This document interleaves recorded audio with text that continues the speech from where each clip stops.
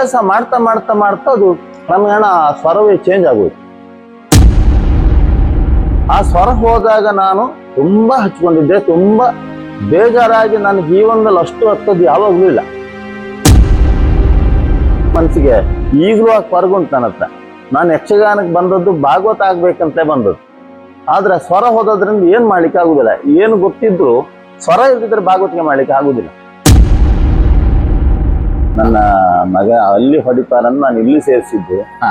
ಇಲ್ಲೂ ನೀವು ಹೀಗೆ ಮಾಡಿದ್ರೆ ಅವನು ಶಾಲೆಗೆ ಹೋಗ್ಲಿಕ್ಕೆ ಕೇಳುದಿಲ್ಲ, ಏನ್ ಮಾಡ್ತೀವಿ ಅಂತ. ನಾವು ಏಕಲವ್ಯನ ಹಾಗೆ. ಆಗ ಮೊದ್ಲೇ ಇಲ್ಲ, ತಕೊಳ್ಳಿಕ್ಕೆ ಹಣ ಇಲ್ಲ. ತೊಡೆ ತೊಟ್ಕೊಂಡು ಎಡದೆ ತೊಟ್ಕೊಂಡು ಗುರುಗಳಿಗೆ ಏನ್ ಬಾರಿಸ್ತಾರೆ ನೋಡಿ ಜಾಸ್ತಿ ಕಲ್ತದ್ದು ನಾನು ಮದ್ದಳೆ ಚಂಡೆ ಎಲ್ಲ. ಯಾಕಂದ್ರೆ ಅಲ್ಲಿ 1 ವರ್ಷ ಅಂದ್ರೆ ತಳಗಟ್ಟು ಗಟ್ಟಿ ಆಗಿದೆ. ತಾಳ ಪ್ರತಿಯೊಂದು ವಿಷಯದಲ್ಲೂ ನಮ್ಗೆ ಇಂಥದ್ದು ಹೀಗೆ ಅಂತ ಗಟ್ಟಿ ಆದ್ರಿಂದ ಮತ್ತೆ ನೋಡಿ ನೋಡಿ ನಾನು ಅಭ್ಯಾಸ ಮಾಡಿಕೊಂಡು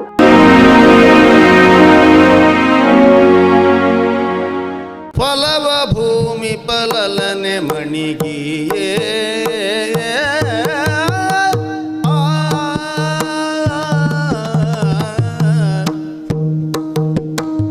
ಫಲವ ಭೂಮಿ ಫಲಲನೆ ಮಣಿಗಿಯೇ ವಿವರಿಸುವ ಕಥನವನಲವಿನಿಂದಲಿ ಲಾಲಿಸೈದೊರೆಯೇ.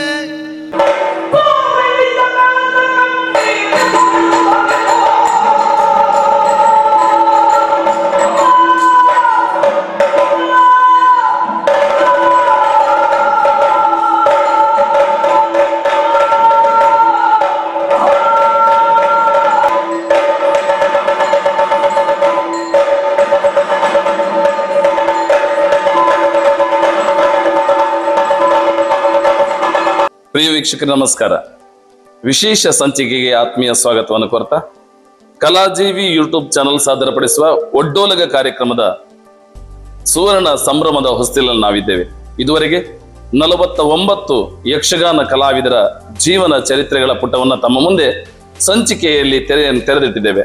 ಇಂದಿನ ವಿಶೇಷ ಸಂಚಿಕೆಯಲ್ಲಿ 50ನೆಯ ಸಂಚಿಕೆಯ ಅತಿಥಿಗಳಾಗಿ ಬಡಗುತಿಟ್ಟಿನ ಯಕ್ಷಗಾನ ಪ್ರಪಂಚದ ಮೇರು ಗುರುಗಳಾಗಿ ಬಡಗು ತಿಟ್ಟನ್ನ ಆಳುತ್ತಿರುವ ಎಲ್ಲ ಮೇರು ಕಲಾವಿದರಿಗೆ ಗುರು ಎನಿಸಿಕೊಂಡು ಯಕ್ಷಗಾನ ರಂಗದಲ್ಲಿ ಸವ್ಯಸಾಚಿಯಾಗಿ ಮದ್ದಳೆಯ ವಾದಕರಾಗಿ ಚಂಡೆಗಾರರಾಗಿ ಯಕ್ಷಗಾನ ಹೆಜ್ಜೆಗಳನ್ನ ಅಲ್ಲದೆ ಭಾಗವತಿಕೆಯನ್ನು ಕೂಡ ಮಾಡುತ್ತಿರುವ ಸಮರ್ಥ ಗುರುಗಳಾದಂತ ನಿಮ್ಮೆಲ್ಲರ ನೆಚ್ಚಿನ ಗುರುಗಳೆನಿಸಿರುವಂತ ಶ್ರೀ ದೇವದಾಸರಾವ್ ಕೂಡ್ಲಿ ಅವರು ನಮ್ಮೊಂದಿಗಿದ್ದಾರೆ.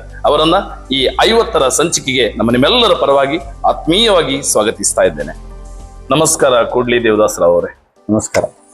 ಪರಮ ಪುರುಷ ವಿಶ್ವಮೂರ್ತಿಯ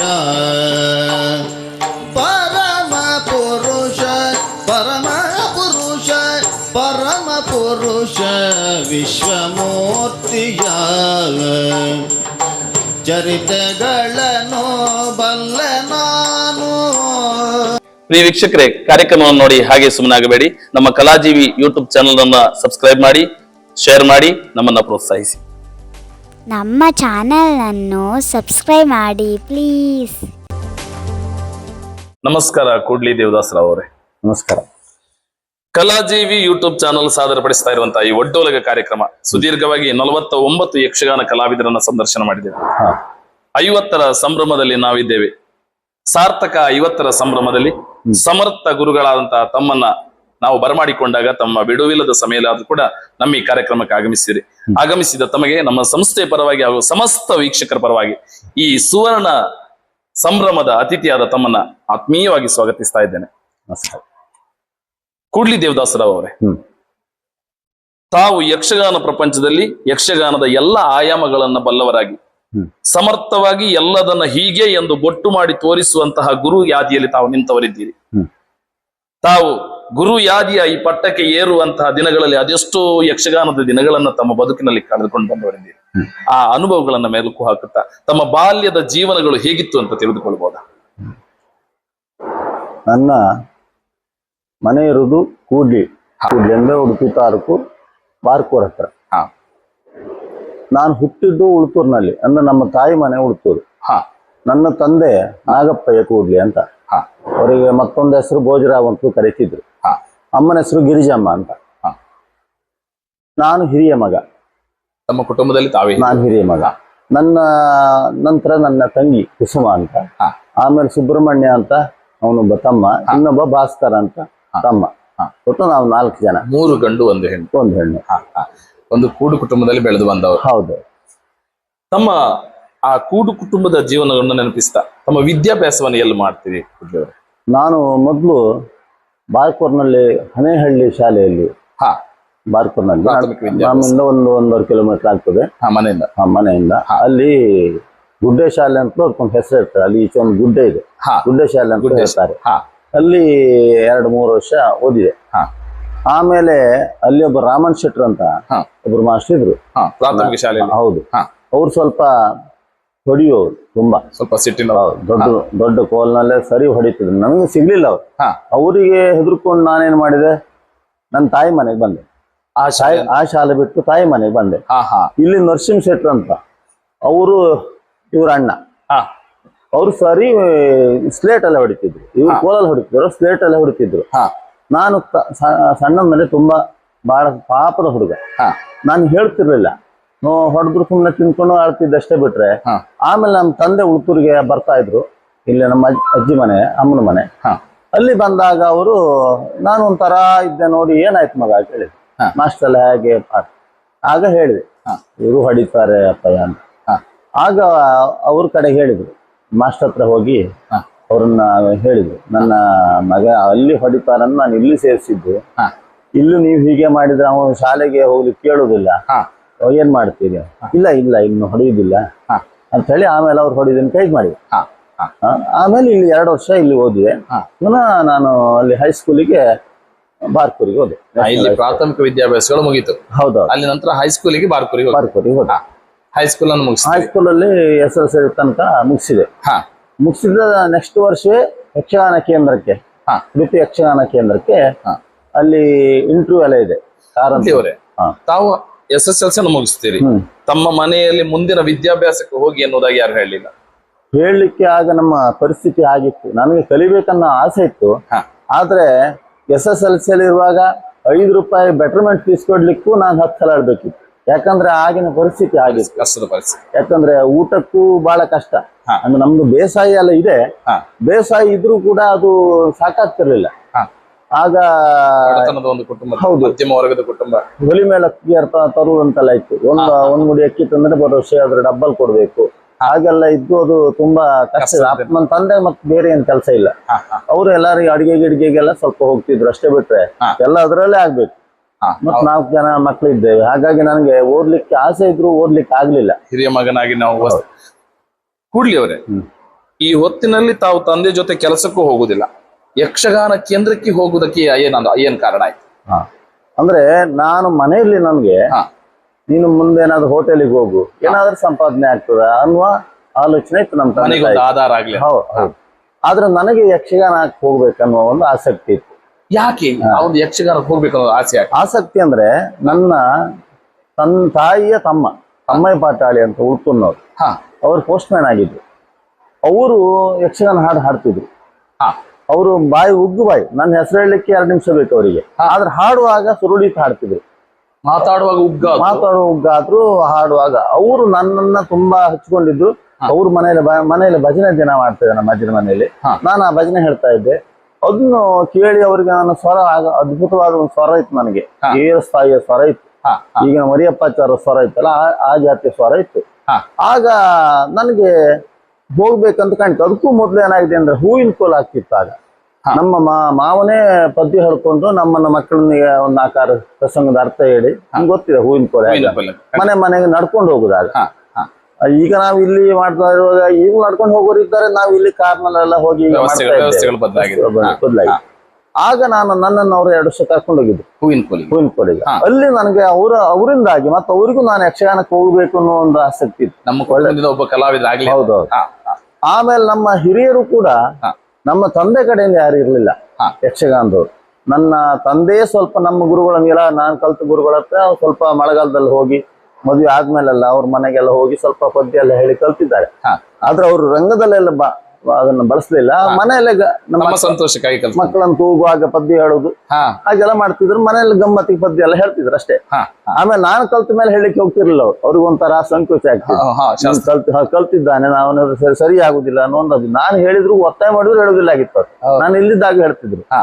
ಆಮೇಲೆ ಏನಾಯ್ತಂದ್ರೆ ಯಕ್ಷಗಾನ ಕೇಂದ್ರಕ್ಕೆ ಹೋಗ್ಬೇಕನ್ನೋ ಒಂದು ಆಸಕ್ತಿ ನನಗೆ ಬಂತು. ನಮ್ಗೆ ಕಲೀಲಿಕ್ಕಂದ್ರೆ ಮೊದಲು ಮೇಳಕ್ಕೆ ಹೋಗ್ಬೇಕಿತ್ತು. ಮೇಳಕ್ಕೆ ಹೋಗ್ಲಿಕ್ಕೆ ನಂಗೆ ಇಷ್ಟ ಇರ್ಲಿಲ್ಲ. ಕಲ್ತೆ ಹೋಗ್ಬೇಕು ಸ್ವಲ್ಪ ಆದ್ರೂ ತಾಳ ಎಲ್ಲ. ಹಾಗಾಗಿ ನಾನು ಯಕ್ಷಗಾನ ಕೇಂದ್ರಕ್ಕೆ ಹೋದ್ರೆ ಅಲ್ಲಿ ಏನಾಯ್ತಂದ್ರೆ ನಮ್ಮ ಗುರುಗಳು ರಾಮಕೃಷ್ಣಯ್ಯನವ್ರು ನಮ್ಗೆ ಅಜ್ಜನೂ ಆಗ್ಬೇಕು. ನಮ್ಮ ಗುರುಗಳು ಅವ್ರ ಹತ್ರ ಹೇಳಿ ಅರ್ಜಿ ಹಾಕಿ ಹೋದೆ. ಅಲ್ಲಿ ಒಂದು 70-80 ಜನ ಬರ್ತಾರೆ ಪ್ರತಿ ಸಲ ಇಂಟರ್ವ್ಯೂಗೆ. ಆಗ ಕೇಂದ್ರದಲ್ಲಿ 10 ಜನ ತಕೊಳ್ಳುದು, ಅದಕ್ಕಿಂತ ಜಾಸ್ತಿ ತಕೊಳ್ಳಿಕ್ಕಿಲ್ಲ. 10 ಜನ ವಿದ್ಯಾರ್ಥಿಗಳಿಗೆ 10 ತಿಂಗಳು ಅಥವಾ 1 ವರ್ಷ ಅಂತ ಹೇಳುವ ಇದರ ಲೆಕ್ಕದಲ್ಲಿ ಪಾಠ ಮಾಡ್ತಾರೆ. ತಾಳ, ಹೆಜ್ಜೆ, ಎಲ್ಲವೂ ಮಾಡ್ತಾರೆ. ನಾನು ನಿಜವಾಗಿ ಆಯ್ಕೆ ಆಗಿರ್ಲಿಲ್ಲ ಅಂತ ಕಾಣ್ತದೆ. ಯಾಕಂದ್ರೆ ನಾನು ತುಂಬಾ ಪೂರ ಇದ್ದೆ, ಕುಳ್ಳಿದ್ದಾಗ. ನಾನು ಯಕ್ಷಗಾನ ಕೇಂದ್ರ ಸೇರಿದ್ಮೇಲೆ ಸ್ವಲ್ಪ ಜೀವ ಹೈಟ್ ಆದ್. ಅಲ್ಲಿವರೆಗೆ ಸ್ವಲ್ಪ ಸಣ್ಣ ಜೀವ ನಂದು. ಆಮೇಲೆ ಅವ್ರು ಕಾರಂತ ಹೇಳಿದ್ರು ಅಲ್ಲಿ ಹೆಜ್ಜೆ ಪ್ರಧಾನ, ಉಡುಪಿ ಕೇಂದ್ರದಲ್ಲಿ ಮುಖ್ಯವಾಗಿ ಹೆಜ್ಜೆ ಪ್ರಧಾನ. ಅವ್ರು ಹೇಳಿದ್ರು ಅವನು ತುಂಬಾ ಹುಡುಗ ಸ್ವಲ್ಪ ಇದ್ದಾನೆ, ಬೇಡ ಕಾಣ್ತದೆ ಅಂದ್ರು. ಆಮೇಲೆ ನಮ್ ಗುರುಗಳು ಏನ್ ಹೇಳಿದ್ರು, ರಾಮಕೃಷ್ಣನವರು, ಅವನಿಗೆ ಒಳ್ಳೆ ವಾಯ್ಸ್ ಇದೆ, ಒಳ್ಳೆ ಸ್ವರ ಇದೆ, ಅವನನ್ನ ಭಾಗವತರಿಗೆ ತಯಾರು ಮಾಡ್ಬೋದು ಅಂತ ಹೇಳಿ ಮತ್ತೆ ಅವ್ರ ಹತ್ರ ಕಾರಂತರ ಮನೆಗೊಮ್ಮೆ ಹೋಗಿ ಪದ್ಯ ಹೇಳಿಸಿದ್ರು. ಶಿವರಾಮ್ ಕಾರಂತರ ಇದ್ರೆ ಆಗ ಅವ್ರಿಗೆ ಖುಷಿ ಆಯ್ತು. ಖುಷಿಯಾಗಿ ಓಕೆ ಮಾಡಿದ್ರು. ಆಮೇಲೆ ನಾನಲ್ಲಿ 1 ವರ್ಷ, ಆಗ ಒಂದೇ ವರ್ಷ ಕೇಂದ್ರದಲ್ಲಿ. ಈಗ 2-3 ವರ್ಷ ಎಲ್ಲ ತಕೊಳ್ತಾರೆ, ಹಾಗೆಲ್ಲ ಇರ್ಲಿಲ್ಲ, ಒಂದೇ ವರ್ಷ. ಆ 1 ವರ್ಷ ನಾನು ಅಲ್ಲಿ ಕಲೀಲಿಕ್ಕೆ ಸೇರಿದೆ. ಅಲ್ಲಿ ನಿಮ್ಮ ಗುರುಗಳಾಗಿ ಯಾರು ಸಿಕ್ಕಾರ? ಒಂದು ನಮಗೆ ನೀಲಾವ್ ರಾಮಕೃಷ್ಣಯ್ಯ ನಮ್ಗೆ ಅಜ್ಜನೂ ಹೌದು, ಅವ್ರ ಗುರುಗಳವರು ಭಾಗವತರಿಗೆ. ಆಮೇಲೆ ಹಿರೇಡ್ಕ ಗೋಪಾಲ್ ರಾಯರು ಮೊದ್ಲೆಗಾರ. ಆಮೇಲೆ ಮಾಬಲ್ ಕಾರಂತರು. ನಂತರ ಅಲ್ಲಿ ಯಕ್ಷರಂಗ ಅಂತ ಒಂದು ಮೇಳ ಶುರುವಾಗುವಾಗ ಅವರು ಅಲ್ಲಿಗೆ ಬಂದ್ರು, ಅವರಿದ್ರು. ಆಮೇಲೆ ಹೆಜ್ಜೆಗೆ ಹೆರಂಜಾಲು ವೆಂಕಟರಮಣ ಗಾಣಿಗ ಅಂತ, ಈಗಿನ ಭಾಗವತ ಹೆರಂಜಾಲ್ ಗೋಪಾಲ್ ಗಾಣಿಗರ ತಂದೆ, ಅವರು ಹೆಜ್ಜೆ ಗುರುಗಳಾಗಿದ್ರು. ಅಲ್ಲಿವರೆಗೆ ವೀರಭದ್ರ ನಾಯ್ಕರಿದ್ರು. ನಾವು ಹೋಗುವ ಮುಂಚಿನ ವರ್ಷದವರೆಗೆ ವೀರಭದ್ರ ನಾಯ್ಕರಿದ್ರು. ಆ ವರ್ಷ ಬದಲಾಗಿ ಅವ್ರು ಬಂದ್ರು. ಅವರು ವೀರಭದ್ರ ನಾಯ್ಕರ ಶಿಷ್ಯರೇ. ಹಾಗಾಗಿ ಅವ್ರು 4 ಜನ ನಮ್ಗೆ ಗುರುಗಳು. 1 ವರ್ಷದಲ್ಲಿ ಪರಿಪೂರ್ಣವಾದ ಎಲ್ಲಾ ಆಯಾಮವನ್ನು ಕಲ್ತ್ಕೊಳ್ತೀರಿ. ತರುವಾಯ ಅಲ್ಲಿಂದ ಕಲಿತು ನೀವೀಗ ಸಿದ್ಧರಾದವರು ಮೇಳಕ್ಕೆ ಹೋಗ್ತೀರಾ? ನಾನಂದ್ರೆ ಅಲ್ಲಿ ಕಲ್ತ ಆದ್ಮೇಲೆ ಯಕ್ಷರಂಗ ಶುರುವಾಯ್ತು. ನಾವು ಕಲಿಯುವ ವರ್ಷವೇ ಯಕ್ಷರಂಗ ಪ್ರಾರಂಭ ಆಯ್ತು. ಕಾರಂತರು ಶುರು ಮಾಡಿ, ಬೇರೆ ಮಾತಿಲ್ಲ ಅದಕ್ಕೆ. ಆಗ ಅಲ್ಲಿ ಹಾಡ್ಲಿಕ್ಕೆ ಗುರುಗಳು ಇದ್ರು, ಮತ್ತೆ ಇನ್ನೊಬ್ರು ರಾಮಗಾಣಿಗರಂತ ಭಾಗವತರು ಇದ್ರು. ಆ ರಾಮಗಾಣಿಗರ ಏನೋ ಸಮಸ್ಯೆ ಆಗಿ ಗುರುಗಳೊತ್ತಿಗೆ ನನ್ನನ್ನ ಪದ್ಯಕ್ಕೆ ಸ್ವಲ್ಪ ಅವರಿಗೆ ರೆಸ್ಟ್ಗೆ ಆಗತ್ತಂತ ನನ್ನನ್ನು ಪದ್ಯಕ್ಕೆ ಅಂತ ತಕೊಂಡ್ರು. ಆಗ ನನ್ನ ಸ್ವರ ಹೋಯ್ತು ಅಂದ್ರೆ ಕಾರಂತರಿಗೆ ಖುಷಿಯಾಗಿ ಮೊದಲು ನಮ್ಮ ಜನವಾರಕಟ್ಟೆ ಗೋಪಾಲ್ ಕಾಮತ್ ಅಂತಿದ್ರು ಕಂಪಿಯರು, ಅವ್ರ ಮನೆಗೆ ನನ್ನನ್ನು ಕಳಿಸ್ತಿದ್ರು. ವಾರಕ್ಕೊಂದಿನ ಹೋಗಿ ಕಲ್ತ್ಕೊಂಬ ಅಂತ. ಅಲ್ಲಿ ಹೋದಾಗ ನಾನು ಒಮ್ಮೆ ಹೋದೆ. ನಡ್ಕೊಂಡು ಹೋಗ್ಬೇಕು, ಮಂದರ್ತಿಂದ ನಡ್ಕೊಂಡು ಹೋಗ್ತಿದ್ದೆ. ಆಗ ಬಸ್ಸಲ್ಲೇ ಬರೋದು, ಗಾಡಿ ಗಿಡಿಯನ್ನು ನಾವು ಸಣ್ಣವ್ರು ಮತ್ತೆ ಅದೆಲ್ಲ ಇರಲಿಲ್ಲ. ಅಲ್ಲಿ ಹೋದಾಗ ಹೇಳಿಕೊಟ್ರು. ಪ್ರಾರಂಭದಲ್ಲಿ ಕಲ್ತ್ಕೊಂಡು ಮತ್ತೊಂದು ವಾರ ಹೋಗುವಾಗ ಒಂದು 50-60 ಜನ ಇದ್ರು. ನನ್ಗೆ ಗೊತ್ತಿಲ್ಲ, ಆಗ ಫೋನ್ ಗೇನಿಲ್ಲಲ್ಲ, ಇವ್ರ ಮನೆ ಫಂಕ್ಷನ್ ಇದೆ ಕಾಣ್ತದೆ, ಹಾಗಾಗಿ ನಾನು ಇವತ್ತು ವಾಪಸ್ಸೇ ಹೋಗುದಾಯ್ತು ಅಂತ ಹೇಳಿ ಹೋಗುವಂತ ಒಳಗೋದೆ. ಗುರುಗಳೇ ನಾನು ಬರ್ತೇನೆ, ನಿಮ್ಮಲ್ಲೇನೋ ಇರ್ಬೇಕು, ತುಂಬಾ ಜನ ಇದ್ದಾರಲ್ಲ. ಇಲ್ಲ ಮನೆ, ಅವ್ರು ನಿನ್ನ ಪದ್ಯ ಕೇಳಲಿಕ್ಕೆ ಬಂದದ್ದು. ನನ್ಗೆ ಆಶ್ಚರ್ಯ ಆಯ್ತು. ಯಾಕಂದ್ರೆ ಮುಂಚಿನ ವಾರ ಕೇಳಿದ ಆ ಪದ್ಯವನ್ನ ಯಾರೋ ಕೇಳಿ ಅದನ್ನ ಜನರಿಗೆ ಹೇಳಿದ್ದಾರೆ. ಸುಮಾರು ಜನ ಬಂದಿದ್ದಾರೆ. ಅಂದ್ರೆ ಆ ವಾಯ್ಸ್ ಅಷ್ಟು ಚೆನ್ನಾಗಿತ್ತು ಸಣ್ಣನಲ್ಲಿ ನಂದು. ಆಮೇಲೆ ಪದ್ಯ ಅಭ್ಯಾಸ ಮಾಡಿದೆ.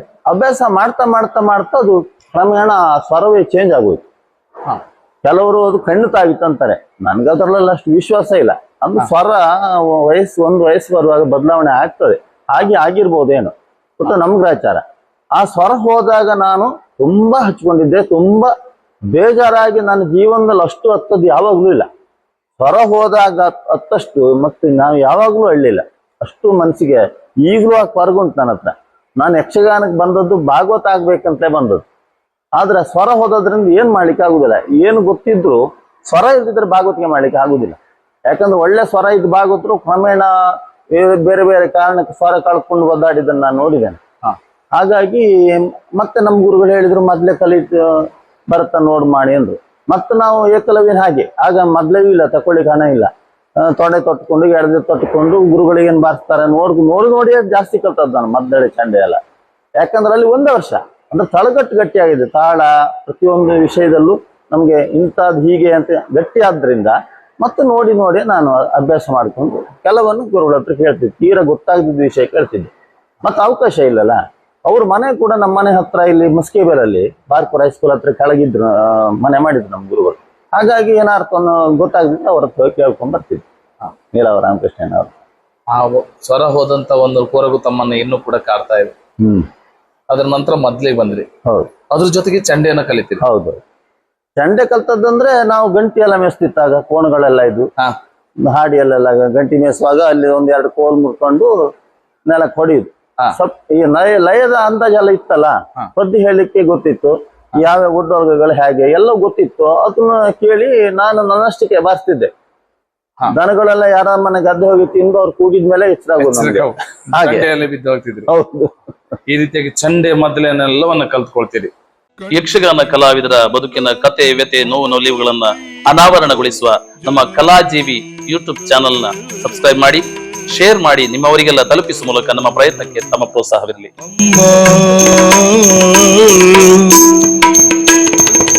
ಕಣ್ಣು ಕಂಡ ಮೊದಲ ದೈವ ಜನನಿಯಲ್ಲವೇ, ಕಣ್ಣು ಕಂಡ ಮೊದಲ ದೈವ ಜನನಿಯಲ್ಲವೇ,